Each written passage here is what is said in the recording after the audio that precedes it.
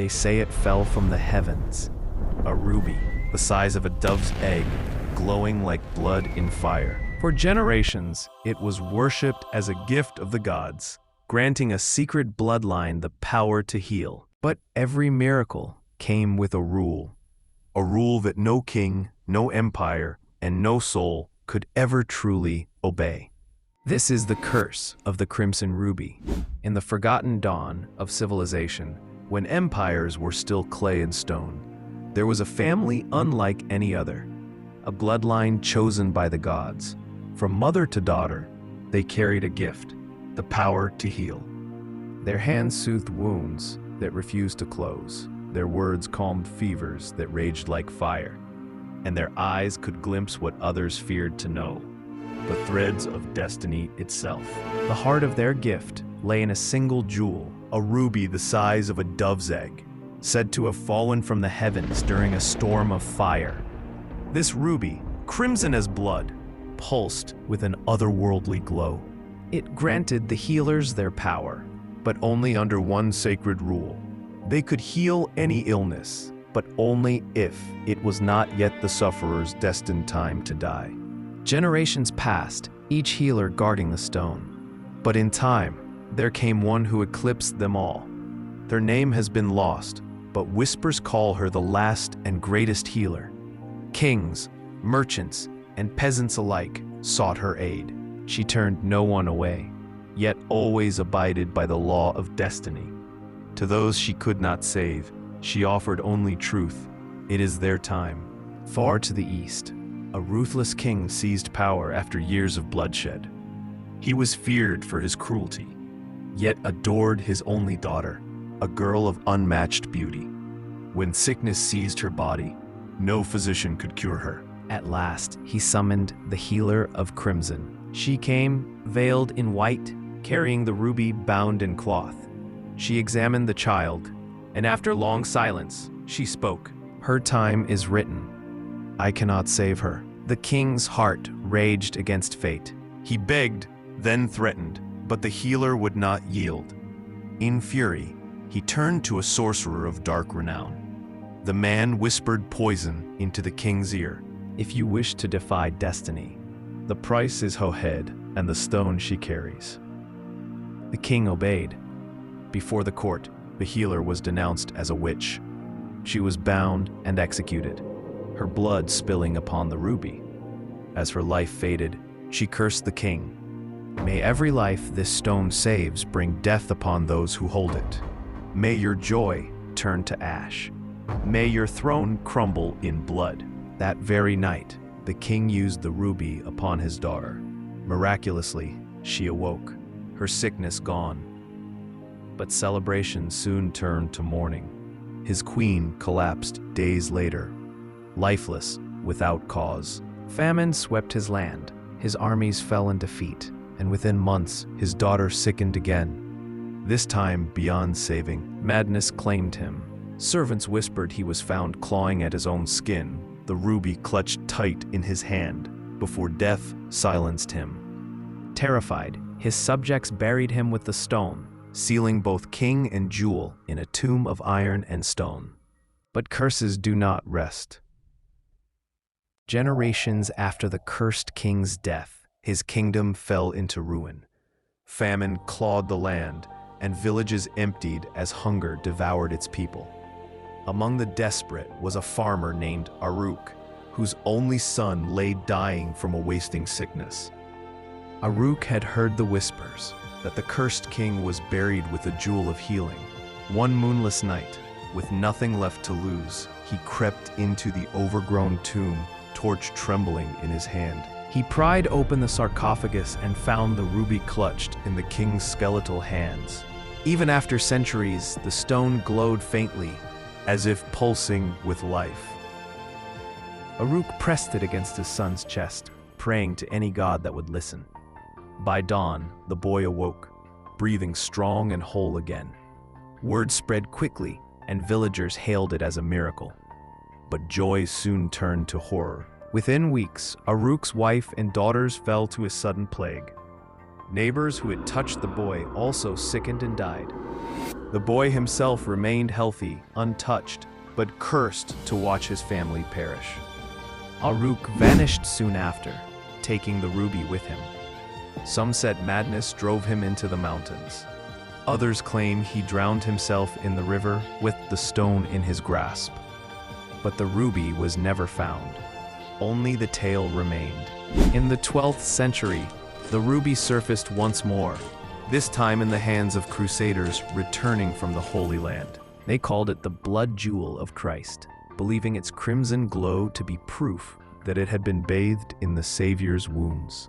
It was carried to Jerusalem, where knights and priests argued over its rightful ownership.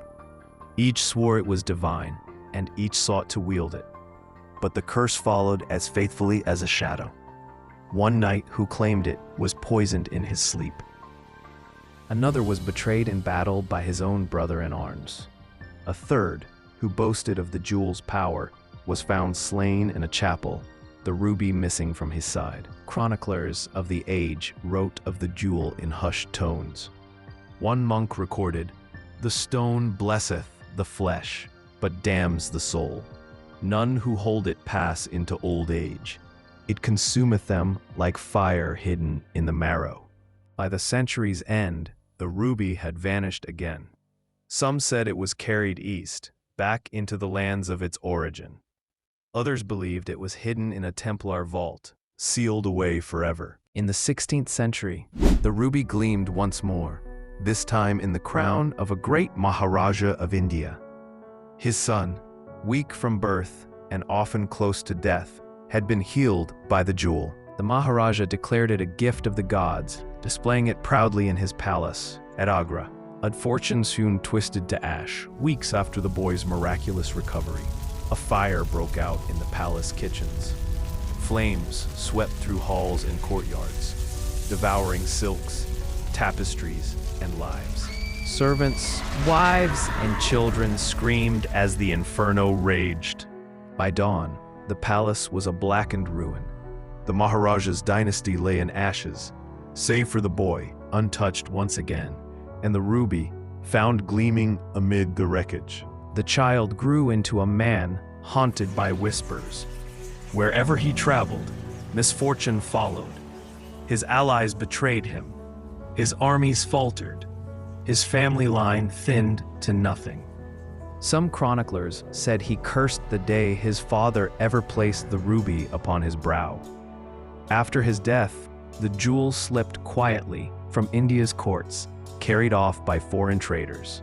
By the 17th century, the ruby had fallen into darker hands. Sailors' taverns from Africa to the Caribbean spoke of Black Elias, a pirate whose sails were black as midnight, and whose cruelty rivaled kings. Elias was said to have stolen the ruby from a Spanish galleon bound for the New World. But whispers claimed he was no ordinary thief. He had been hired by a powerful Ottoman sultan, who sought the stone to cheat death itself. Elias never delivered it. His ship, the Widow's Fang, was last seen sailing into a storm off Madagascar. Survivors from other vessels swore they saw the sea glow red that night, as though blood spread across the waves. Elias, his crew, and the ruby vanished. Some say the jewel lies still within the wreck, buried beneath coral and salt. Divers who sought it often failed to return, their bodies never found. Others claim Elias escaped, living in secret, the ruby hidden in his iron chest until his dying breath. To this day, treasure hunters scour the Indian Ocean for the cursed pirate's ship. None have returned with proof. In the 19th century, rumors swirled in Europe of a jewel unlike any other, a ruby said to grant life. Letters uncovered in secret archives hinted that Napoleon himself sought it before his great campaigns. His advisors whispered that with it, he could never fall. His armies would march eternal. But the stone eluded him. Some say the ruby passed briefly into the hands of a French collector, who died mysteriously after boasting of his prize at a Paris salon. Another tale claims it was offered to a Russian noble, whose family line collapsed in scandal and suicide soon after. By the century's end, the ruby had become a thing of whispers among aristocrats, a jewel spoken of only in shadows, for none dared keep it long. It was said that every European who held it, no matter how rich or powerful, met with ruin. The ruby slipped once more into silence. In the mid-19th century, records whispered of the crimson ruby changing hands in the black markets of Europe. Smuggled through hidden channels, it was said to have been bought by a powerful syndicate, then passed from one shadowy collector to another, leaving ruin in its wake. Today, experts estimate its worth at over $800 million, not merely for its dazzling beauty, but for the dark legend it carries. Some believe it lies in a sunken wreck in the Indian Ocean. Others claim it rests in a hidden vault of a billionaire collector. A few whisper it remains in the bloodline of the healers, passed down secretly, waiting for one worthy to wield it without doom. But one truth endures. Every story of the ruby ends in blood. It heals, but it destroys. It saves, but it curses. And so the legend remains. The curse of the crimson ruby.